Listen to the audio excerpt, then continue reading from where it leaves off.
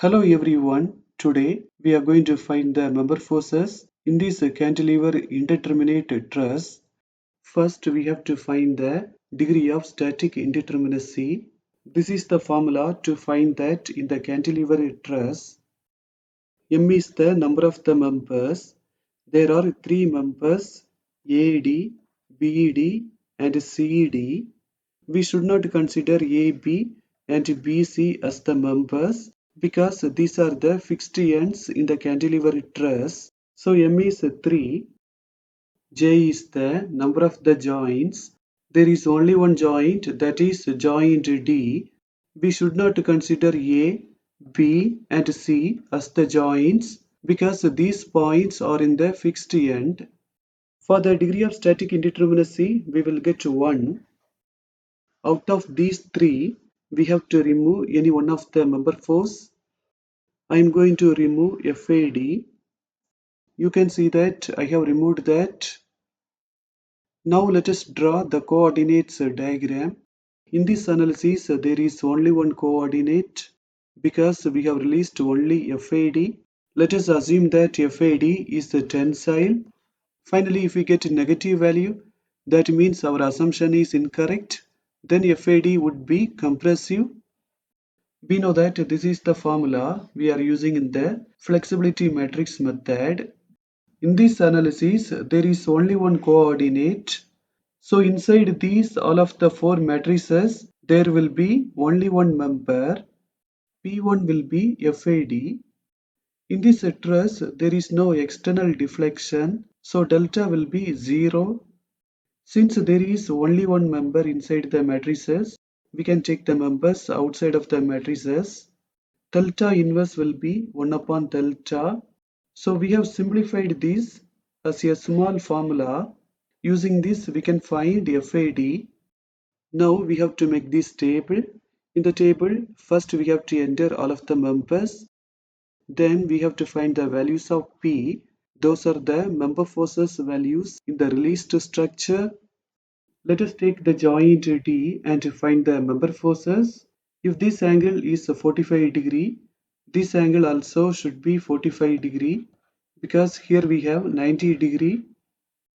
In the joint D, by applying this rule, we will come to know the member force FCD is 0. Let us apply this rule. It is acting upwards, so it will be positive, and it is acting downwards, so it will be negative. For FBD, we will get 20. Now let us enter all of the values of P. AD we have removed, so that will be 0. These two we have just before found. Let us enter them. Now let us find the values of K. From the truss, we have to remove all of the loads and we have to apply unit force in the direction of the coordinate. You can see that I have removed all of the loads and I have applied unit force in the direction of the coordinate, that is FAD. If this angle is 30 degree, this angle will be 90 minus 30. We will get 60. Let us take the joint D and find the member forces. First, we have to apply this rule because there will be only one unknown.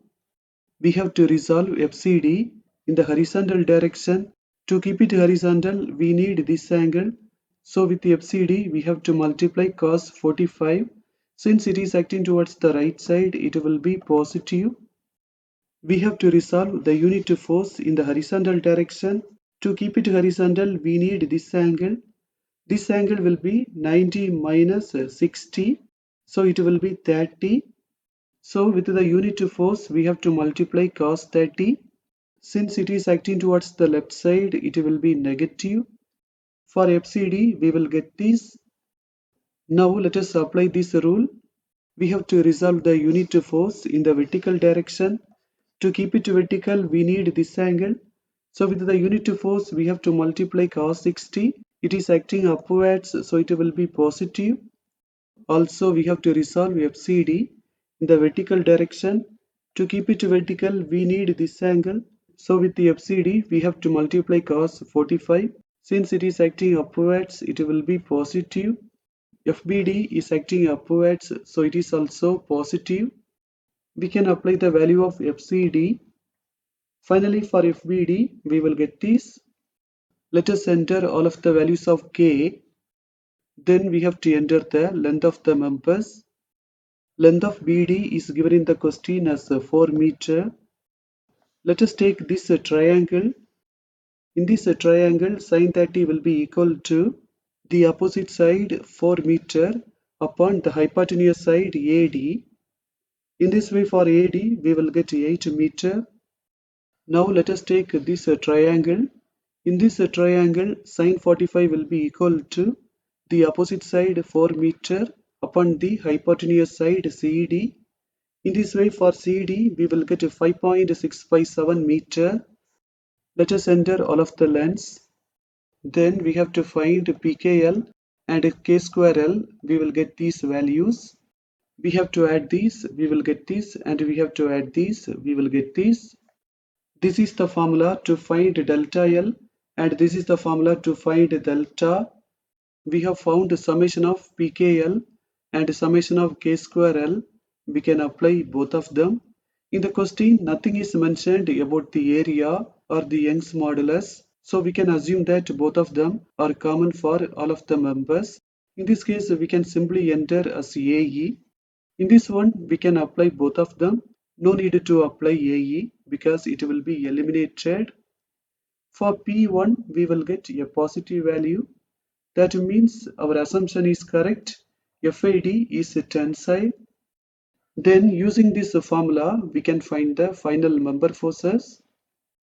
Now let us see one more numerical. In this one, there is additionally one member ED. We have to find the length of ED. Let us take this triangle. In this triangle, let us use a sin theta formula. Sin 50 will be equal to the opposite side 4 meter upon the hypotenuse side ED. In this way, for the length of ED, we will get 5.222 meter. Now let us find the degree of static indeterminacy.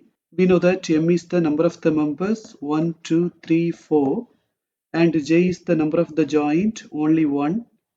For DS, we will get 2. Out of the 4 members, we have to release any 2 of them. I am going to release AD and ED. You can see that I have released both of them. This is the coordinates diagram. Let us keep AD as the first coordinate and let us keep ED as the second coordinate.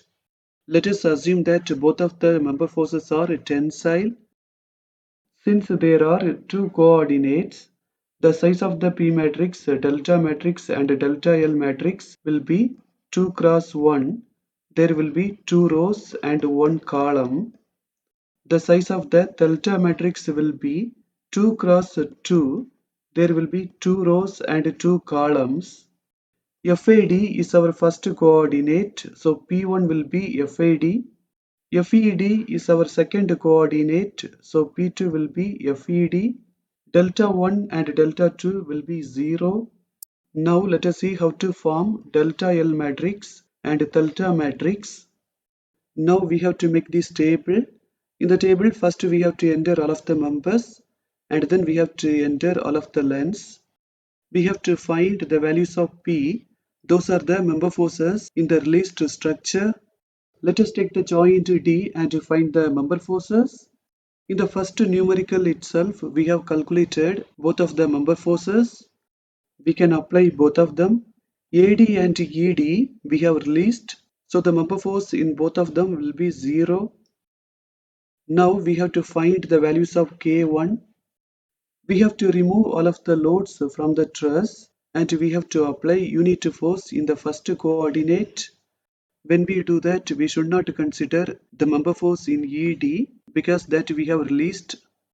You can see that from the truss, I have removed all of the loads and I have applied unit force in the direction of FAD. Now we can take the joint D and to find the member forces. In the first numerical itself, we have found both of the member forces. Let us apply both of them. For AD, we have applied unit force. Let us apply that. We did not take ED, so K1 for ED will be 0. Now we are going to find the values of K2. From the truss, we have to remove all of the loads and we have to apply unit force in the direction of FED. When we do that, we should not consider FAD. You can see that in the direction of FED, I have applied unit force. This angle will be equal to 90 minus 50, so it will be 40. Let us take the joint D and find the member forces. First, we have to apply this rule because there will be only one unknown. We have to resolve FCD in the horizontal direction. To keep it horizontal, we need this angle 45 degree. So with the FCD, we have to multiply cos 45. Since it is acting towards the right side, it will be positive. We have to resolve the unit force in the horizontal direction. To keep it horizontal, we need 50 degree.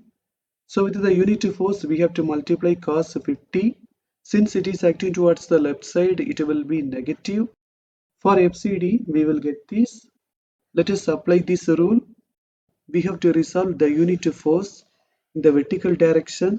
To keep it vertical, we need this angle.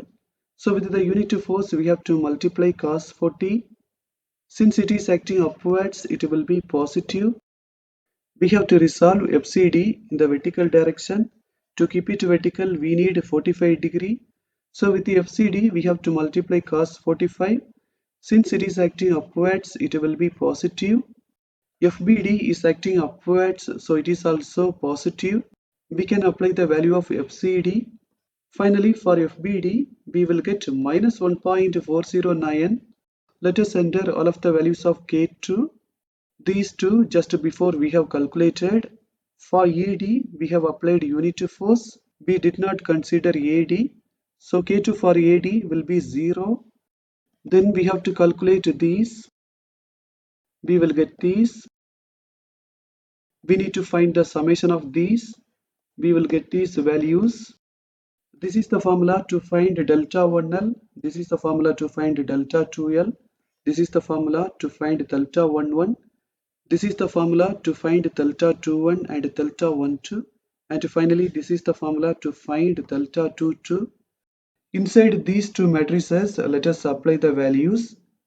And let us keep 1 upon AE outside. We have found all of these three matrices. We can apply all of them. We can inverse 1 upon AE and take it outside. It will be AE. We can add these two matrices. We will get this. Then we can eliminate AE. Then using a calculator, we can find P1 and P2. If you do not know how to do matrix calculation in the calculator, see the description below. There is a link. You can click the link and watch the video. For FAD and FED, we have got positive values. That means our assumptions are correct. Both of them are tensile. In this formula, we have to apply the values of P1 and P2 so that we will get the final member forces. Now we are going to end this session. Thank you for watching this video.